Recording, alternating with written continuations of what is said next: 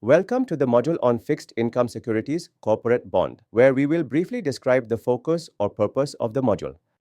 Today we will cover broker operations for fixed income securities corporate bond secondary market, as in how corporate bond transactions happen in the secondary market and how you would proceed with the reporting and settlement of transactions through the NSE and BSE reporting and settlement platforms.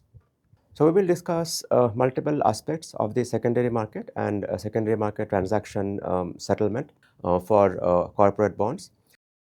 So, how it works is, just to give you a brief background, in the secondary market for corporate bonds, while these corporate bonds are listed in the exchanges, that is NSE and BSE, most of the transactions happen on what is technically called OTC, as in over the counter, or what we colloquially refer to as the phone market or voice market.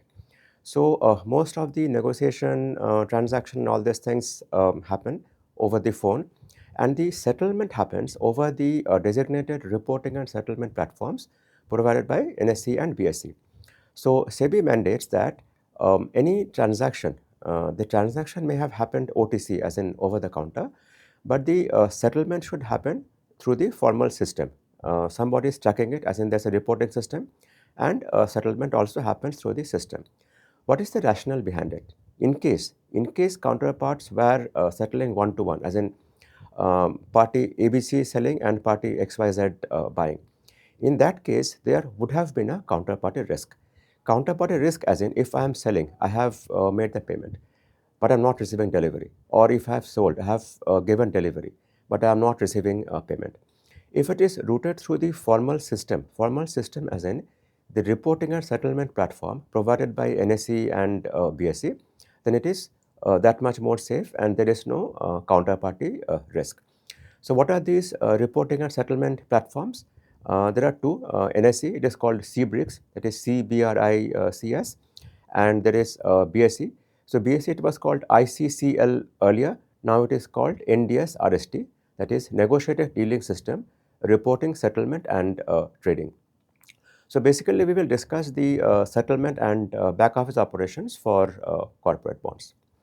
So, what are the contents for this module? As you can see on your screen, apart from the reporting and settlement procedure per se, we will also discuss aspects of yield calculation.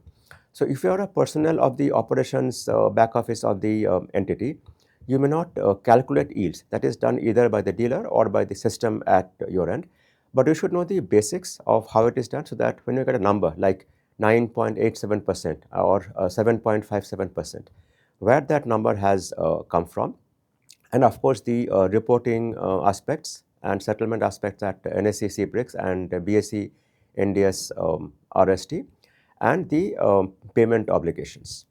In the next video, you will learn about Introduction to Fixed Income Securities Corporate Bond.